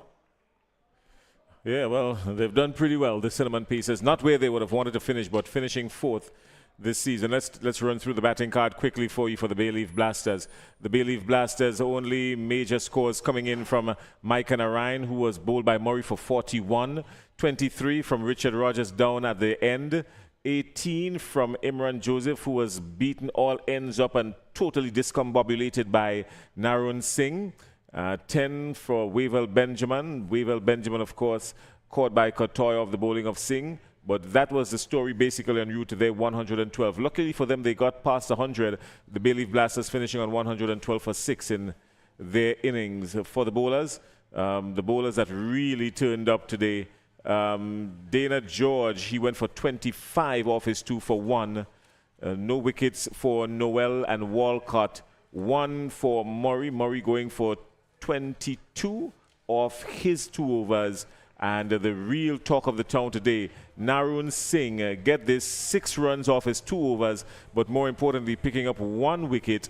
And that was the story for, picking up 4 wickets, sorry. Narun Singh picking up 4 wickets for 6 runs off his 2 overs. And that was the story basically for the Cinnamon Pacers. Cinnamon Pacers coming out on top. We've got the post-match ceremony coming up in just a little bit. Kerry is somewhere down on the field looking around. We're getting ready for that. He's going to fall into play in just a little bit. But pretty good showing here for the Cinnamon Pacers, Clyde. Yeah, Cinnamon Pacers, as we said, they on paper, one of the strongest teams that you would see. They've played some really good, strong cricket, and yet still they have ended in the 4th position. They would want to look at what they've done, look at where they failed, maybe do a quick assessment as to what they need to do, how they can strengthen what they're doing, and they would want to, preview next season, make sure that they get the right persons in the right places, doing the right things, and maybe, just maybe, they would end on a higher standing. Well, we've heard that there's no presentation ceremony at the end of this one, so maybe they'll do it after at the end with the both matches. So let's get ready for match number 2. Match number 2 coming up between the Nutmeg Warriors and the Clove Challengers. The big finals coming up. That's coming up in just about 25 minutes. Join us a little bit earlier. We're going to be on the air for that one in maybe about 20 minutes when we preview the teams and get ready for the big final coming up here at the Lasages playing field.